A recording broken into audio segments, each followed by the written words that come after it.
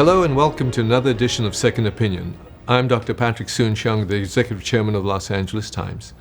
On today's episode, the Tcell never forgets. The body's immune system has an ability to recognize and fight pathogens decades after infection. This has huge implications for vaccine design and ultimately lifetime immunity against the coronavirus. It's been an extraordinary year for science. 2020 saw the global race for vaccine development, the creation of rapid antigen tests, and disturbingly, the spread of conspiracy theories and disinformation campaigns. And now in May 2021, with few exceptions, masks and social distancing are no longer mandated for fully vaccinated Americans. But this is far from the end of the story. Parts of the world still remain unvaccinated. Record-breaking surges continue in India and Brazil. Homegrown variants keep surfacing. And here in the United States, we have cases of people contracting the coronavirus after being fully vaccinated. And we know vaccines are safe and work. But with masks no longer required for nearly half of the population, will there be a rise in these breakthrough cases? Could there be more of them out there undetected because they are asymptomatic? There's a lot to discuss, and today we have two outstanding guests joining us. Dr. Otto O, an infectious disease clinician and professor at UCLA, and Dr. Marc Hellerstein, a toxicologist and professor at UC Berkeley. So before we jump in, I want to acknowledge I'm also the CEO of the biotech company Immunity Bio, which is developing a COVID-19 vaccine in trials here in the United States and in South Africa. So now let's welcome our guests today, Dr. Otto O and Dr. Marc Hellerstein. Welcome. Thank you for having us. Yeah, my pleasure to be here. So Dr. Hellerstein, I'd like to start with you. Let me ask you this. Do you think the CDC got it right in stating that fully vaccinated Americans, for most part, no longer need to wear masks or stay socially distanced? I think at some point you have to strive to move toward normalcy. So if not now, when? And you might argue that with not everyone vaccinated, there could be an increase. But I think both for the public's confidence in the whole process, if you're vaccinated and now you can't live a nearly normal life, I think a lot of people will wonder what the point was. So yeah, I think we're in a pretty good spot this minute in the United States. I'm more concerned about the long term and the future. So let me ask you, Dr. Hellerstein, so will you continue to wear a mask either outside or inside, or when you amongst other fellow Americans? I've for a long time not worn masks outside on purpose, I think, as a model, because I think the likelihood of spread outdoors for a vaccinated person is extremely small. So I thought that was more for show than for reality, and I think we should stick to the facts in this highly politicized and very, very questioning American public, for the American public. So I have not been wearing masks outside. Inside, it's an interesting question. I will probably adhere to the guidelines, but I'll probably feel nervous about it. Okay. Dr. Yang, welcome. So let me ask your thoughts on this, and what are you telling your family when it comes to wearing a mask, and what do you think could we see an increase in these breakthrough cases? I agree that probably the risk outdoors is quite small. Breakthrough cases, of course, are not surprising, right? 95% for an RNA vaccine, or 67% for the adenovirus J&J vaccine is not 100%. So it is not at all surprising to see breakthrough cases. And I think I differ a little bit in that I think it's probably still important to mask indoors. And the vaccines and our policies have two purposes, right? So one is protection of the self, and the other is protection of the public. So I'm confident that having been vaccinated, that if I get infected, I'm not going to die. I'm probably not going to get severely ill, because we know that the vaccines are extremely efficient for that. But the bigger issue is the public and public health, and people who cannot be vaccinated or in whom the vaccine does not work. And I think it is our duty to protect them. And I think that rather than reacting by relaxing relaxing measures every time things start to look better. We should actually be proactive and be thinking about extinguishing this from our society. And if that's the mindset, then extinguishing it means not relaxing, but actually doubling down when the numbers are better, right? It's like a boxer having your opponent against the ropes. You don't say, okay, it looks like he's tired, I'm going to now stop and rest. That's the time you actually double down and increase your efforts to try to wipe him out. So that's my view. Well, I'm pleased you sort of gave that analogy, right? And it looks like this virus could be playing rope-a-dope with us. I mean, if you think about this logic, and this is what way I think about it, is when we first started this thing, it's like Groundhog Day. When we first started this concern about the pandemic, only by April 2020 did the previous administration say wear masks. And the reason for that is all of a sudden we discovered the presence of asymptomatic infection. So you didn't know who was infected or who wasn't, so the only way to be safe is everybody to wear masks. Now we have vaccines, but guess what? You generate asymptomatic infections. So I don't quite fully understand the logic to say that we know that native infections of unvaccinated people give you asymptomatic infection. And we'll talk about it as we get into this program about people who are vaccinated getting asymptomatic infection. And why then are we sort of doubling down by saying Groundhog Day, don't wear masks, when in fact the breakthrough cases, and especially these variants. So my question is, could we see a similar situation here? And are we going to see cases that go back up with this kind of logic of, we think we have the virus knocked out, so let's just hang around. So let me ask this next question then. Dr. Yang, do you think the current vaccines offer enough protection against variants? Yes, I think the answer is a very clear yes and no, right? The vaccines work through at least two mechanisms, right? The reason that these fairly complex new technologies were chosen was because the scientists and companies putting these vaccines out wanted to cover their bases and cover two types of immunity. So the older technologies, the dead virus or recombinant proteins, generally generate antibodies, but are not very good at generating what are called killer T cells. These vaccines that get inside cells generate killer T cell responses. And I think that the vaccines are doing two things. So one is that they're generating antibodies that are preventing the initial infection or slowing it down. But then if the virus gets past, the T cells are what are keeping people healthy and keeping them from getting sick.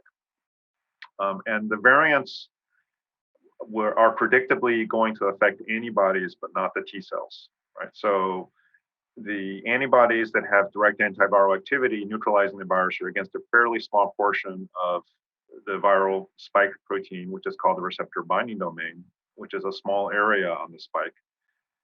So a few mutations can affect those antibodies, but T cells target any part of that protein. And these few mutations in a few areas are not going to neutralize the T cell response. So I think these variants are concerning in that they will get past the vaccine and allow people to be infected and probably increase the rate of asymptomatic infections, but the T cells will protect the individual. Well, again, I'm so glad you brought up that, because if you look at current vaccinology and the regulatory authorities and how they look at correlates of protection, it appears to be antibodies. And in fact, if you look at these randomized clinical trials, thousands of patients, they measure the T cells in maybe 50 of them. So whereas when you say, again, this is the E-logic, which I'm still confused about, that antibodies wane, antibodies don't protect long-term, and it doesn't protect you going in there, but it's T cells. And yet it appears that these vaccines are antibody-focused. The correlates of protection are antibodies, which then says people are saying we need a booster, which then says to me, and I'll ask you, Dr. Hellerstein, you recently penned this editorial in the LA Times, and I'd like to read that, if I may. I do read the LA Times, so I have to read that to you. Imagine that in 2023 or 2025, you said, and protection from a COVID-19 vaccine is starting to wane or mutant viruses strains are evading the vaccines. Can we realistically expect the entire populace to line up again in stadiums and parking lots to get a shot? So what do you think, Dr. Hellerstein? Are we going to see booster hesitancy? And how long do you think these vaccines will work? I think we're in a very interesting moment right now. And so my focus is on the future, not on the current status. I think right now we're actually very fortunate. As Otto just said, these new RNA vaccines have actually had a remarkably powerful stimulus of antibodies. We're getting huge antibody titers, even better than with natural infection. And they, for now, are doing a surprisingly good job at preventing infection. But this is an unusual situation, particularly for coronaviruses. There have been many coronavirus infections in humans and in animals over the last, documented over the last 2 or 3 decades. And the interesting thing there is that certainly for serious coronavirus infections, such as the first SARS and the Middle East or the MERS, antibodies were shorter lived, less sensitive, and by all accounts, probably less important than the T cell response. T cells last for years after the first SARS, 17 years. Everybody who was tested who survived and still had T cells, but nobody had antibodies after 6 years. This still seems to be true in the COVID-19. Antibodies in natural infection are less responsive. They probably they seem to last a little less well, and T cells are pretty robust. But the reverse is the case so far with the vaccines, which is just makes me concerned about 2 things. One is the durability of the current vaccines, and you mentioned there's a lot of sort of talking about boosters. Well, that means boosters mean it's not durable. It's not lasting a long time. And the related question, or related concern, is the breadth. So I think the punchline here is that both for longevity and for breadth, breadth has to do with the ability to take on mutants. These antibody-focused vaccines may be doing their job now, but I feel more vulnerable than I'd like to be about the future. But we do know, even from a natural infection from the SARS-MERS era, T cell memory goes to 17 years. So as you said, you're looking towards the future, and the future here is how do we generate that long-term T cell memory and now take our focus from the first generation vaccines, which is antibody-based, to now the T cell vaccine. So the question is T cells a long-term way out of this pandemic? So Dr. Yang, your thoughts on this, and is the COVID, or are these COVID vaccines providing an opportunity to track T cell memory recognition over the span of decades, and how do we go about addressing that?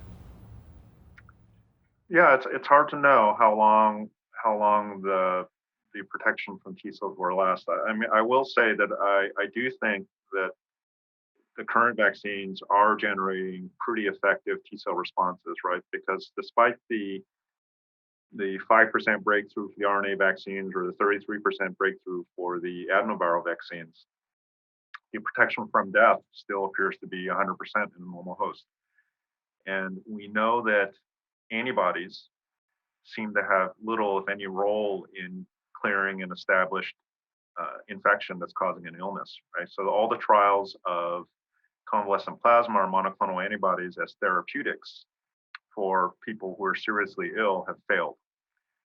So if the antibodies aren't doing that, then it's got to be the T cells. And the fact that the vaccines are preventing people from dying means that they are generating a pretty vigorous T cell response. And data from my own laboratory that we haven't published yet shows a very vigorous and very broad T cell response against these vaccines. I think antibodies have one role and T cells have a separate role, and the antibodies are going to be more important for stopping spread of the virus through the population. And I think the T cells are more important for individual illness. I agree with what Professor Yang just said, but there's been really surprisingly little information about T cells with these vaccines. I was in a conference call last week with some very eminent immunologists, and I heard one of them say he's not so sure about the role of T cells in vaccine response. I feel like the burden of proof is on anybody to say that, given the robust and beautiful T cell biology that has evolved, and the role of T cells in other very effective vaccines we have, like smallpox or yellow fever. But people can say that because we just haven't studied it very well. It hasn't been studied. So I think what I'm focusing on is not so much what these vaccines are doing, but how we can make them better, and even understand how we can understand what they're doing, and then move to the next generation. And I think you bring up a good point, right? I think Dr. Yang and Dr. Belson, I think if you look at the data, if you look at the phase 3 randomized trials, you look at the trials that got these vaccines approved, there's de minimis T cell data about what the T cells are doing. Having said that, I do agree with Dr. Yang that what T cells appear to be doing, if convalescent serum is not working in these variants, and yet and the antibody is not working, and yet these patients don't die, it must be the T cell response. And I think the evidence does go towards that the T cells would actually kill the infected cell. So, Dr. Yang, let me turn to you about, you've had some criticisms of the pandemic coverage by the media, including the Los Angeles Times. So you've also voiced concerns about the rise in conspiracy theories and wars in science. How damaging do you think all of this is, and maybe you could speak to that and the concerns of that? Yeah, it is. So it is very damaging, I think, to public confidence in science. So I think it's very important that it's distinguished between selling your story versus transmitting the facts, right? So what sells a story is a very alarming headline, like something like "the devil is already here" in California and all doom and gloom. But that's damaging when it doesn't end up playing out as the truth. And I think it's really important that the public kind of understand how science works and understand that as information comes in, that hypotheses are refined, and just because scientists debate each other and say different things, that doesn't mean that science doesn't work. It doesn't mean that scientists don't know what they're talking about. That's part of the normal process of getting to the truth. And to me, that's the most important thing. Well, I couldn't agree with you more that, in fact, if we didn't debate each other, that wouldn't be science, because that's just part of the process of science. You ask more questions. If you're doing good science, you actually raise more questions than answers. And I think one of the sad side effects of this whole pandemic is I've heard now fellow scientists as recently as yesterday calling me and saying because they've proposed vaccination, the anti-vaccinators are now really coming at them personally, frankly, which is very sad. So let me ask you this question, Dr. Yang. Your lab has been studying T-cell immunology, as you showed, both in HIV and as related to developing immune therapies for HIV. So is one of the good, as least benefits, if there's any, on the coronavirus vaccine benefiting treatment for other diseases? Do you see this at least some upside for all the work that's gone in? Absolutely. The fact that these vaccines generate T cell responses is novel, right? So generally, for a virus makes a T cell response because it's replicating inside the cell, and so that means that vaccines such as hepatitis B vaccine or flu vaccine, which are non-live, do not make these types of T cell responses. And so the only other way to get a T cell response has been to use a live attenuated virus in general. So the fact that these vaccines do that without needing to use a whole virus may have applications for other diseases where we've wanted to make T cell responses but have been unable to come up with a safe strategy, such as using an attenuated virus. So perhaps hepatitis C, for example, could be a disease where this might have applications. Dr. Hellerstein, your thoughts on any advances that we could have made or have been making since the learnings from coronaviruses? Well, I was really excited by the whole idea of RNA viruses because of exactly what Professor Yang just said, that they are intracellular replication. They do induce T cells. I don't think we know yet if they induce T cells as well as a natural or attenuated virus. Certainly, yellow fever virus is it's a replicating virus, and that's a great vaccine. And you have in smallpox the same. It's a non-lethal virus, and it replicates. It did when in the old days, and it lasts. You have T cells for 75 years. So we know that works. I think we need to know, in fact, how well the RNA vaccines work.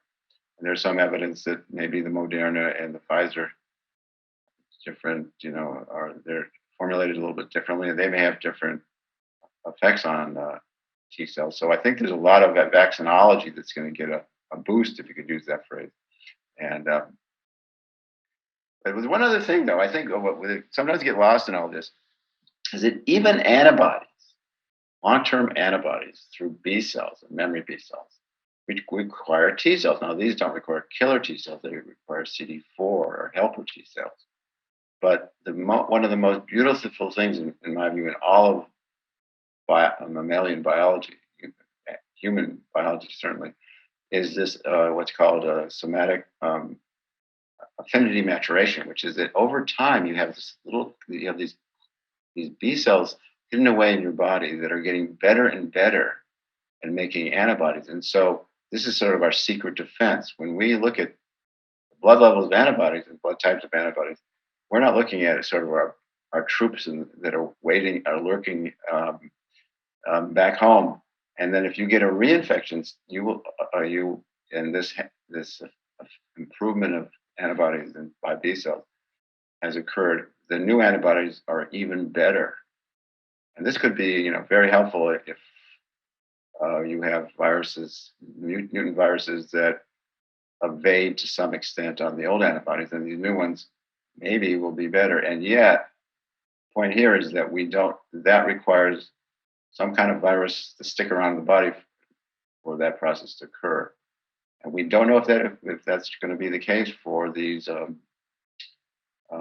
new vaccines. We know from recent studies that after natural COVID-19 infection, and maybe a year later, you still have some virus proteins lurking in your intestinal cells, for example, which may allow B cells to get better and better. So these are such fundamental and interesting vaccinology or immunology questions that I think they will have to get a boost and become very practically important for the world going forward. Let me ask you, maybe we can delve into that, because that's a very interesting statement you just made, this concept of CD4 helper T cells, which is the actual secret weapon, both in cancer as well as in infectious diseases, that drives the CD8 killer T cells and drives the B cells. And in my mind, that is going to be one of the keys for us to solving this conundrum of COVID, to drive CD4 helper T cells so we can get these memory B cells, which occur very quickly early on. Dr. Yang, how do you see the relationship between COVID and cancer? Do you see a similarity here in terms of what COVID is doing in cancer? And we also talk about these long haulers. We've done this a fair amount of programs about the long haulers and the bad long-term side effects, even with an asymptomatic infection. Mm-hmm. Yeah, there certainly are a lot of parallels, and I think the common denominator is the immune system, right? That's the big black box that really we don't understand very well. Getting to what Professor Hellerstein was saying, there's so many basic, easy fundamental questions that really haven't been answered yet, such as why, when someone has measles vaccine, that they have antibodies with a half-life that I think in the New England Journal paper was over 1,000 years, and why with this virus the antibodies are so much shorter lived. But yes, coming back to cancer, I think there are a lot of parallels, and in fact, some of the cancer researchers here have remarked that the COVID long hauler symptoms are very similar to kind of long-term symptoms that many people have after they've had malignancies. And I think it probably has to do with subtle immune dysregulation, things that we don't understand yet. Like you, I see a scary parallel. And that's what bothers me a little bit about asymptomatic infection. I don't want people to downplay an asymptomatic infection because we do not, I believe, know of these long-term side effects of what's going to happen. But, we always end our program by trying to give our readers and our listeners some areas of hope for the future. Dr. Hellerstein, you look to the future. Give us some hope and some light at the end of this tunnel, if you could. Well, I think this is a turning point in modern medicine in many ways, actually. There's never been a time in my life, or probably anyone who's alive, where medicine was the front page news every day. Even in the early HIV era, where it seemed like this is going to be a lethal end for millions of people. Well, most people did not feel personally affected. Many people did not feel personally affected. And so this is front page news. And this is we better do it right. I'm in some ways always encouraged by the notion of open debate. People will see if we are honest and it goes well. People will see how it works. That when by rational, honest discussion and going for the data solves the problem. And they'll see that is. I think my hope is that they'll see that is different than kind of polemical, ill-informed, and biased ways of approaching things. So my hope is that we do focus on getting better vaccines. I think we need a great vaccine. I don't think we're going to be giving booster shots every 2 years for the next 40 years. That seems almost inconceivable that people will do that. That's not how we ended smallpox. We got a great vaccine that works forever and darn near forever, and that was the end of that. We got it into everybody. And so I think this is a turning point. We need to figure out how to make these vaccines last longer and be a little more and be broader. But that should be doable, and we cut a break with how good these vaccines are now, and we got to do it right. Dr. Yang, sign of hope? I tend to be by nature a pessimist, but I would agree with those statements. I mean, there is a lot of reason for hope, and I think hopefully one of the silver linings that will be that this will underscore how important basic science research into viruses and the immune system is, and to the point of having vaccines that will last longer. My feeling is that that's going to require real huge breakthrough in understanding the immune system, because right now what vaccines do is to have the body react in the way that it's going to react normally to an infection by giving a proxy for that infection, right? And so, yes, people that have had measles are protected from measles the rest of their life. People that have had smallpox were protected from having smallpox the rest of their life, pretty much. But this SARS-CoV-2, if it's similar to some of the common coronaviruses that cause the common cold, we know that for those viruses, herd immunity does not exist, and people become susceptible to reinfection usually within a year after the prior infection. And so the problem may not be the vaccine itself, but rather the immune system just not, for whatever reason, not having a prolonged response. And so I hope that we will be able to focus on understanding these issues. With that sort of sign of hope, on my side, I'm the glass half full guy. And what excites me about our learnings is that we've now learned, actually, as scientists, the amount of resources has been given, frankly, to the scientific community to learn about this disease. The science is now understood better than we've ever had a year ago, even. And this is going to give us insights not just on due to coronaviruses, but to other elements like TB, where I think we need a Tcell vaccine, or areas of cancer. So at least that's my message of hope, is that the scientific community has now come together and I think the sharing of information that's happened is very inspiring for all of us. And Dr. Hellerstein and I agree that the scientists are now on this. They're now stars as opposed to just the basketball players and the Kobe Bryants. We've got Kobe Bryants in the scientific world out there that are now doing great things. That's all the time, unfortunately, we have today. I really want to thank both of you, Dr. Yang and Hellerstein, for joining us. To learn more about our series, please go to www.losangelestimes/second opinion. Thank you, and we'll see you next time.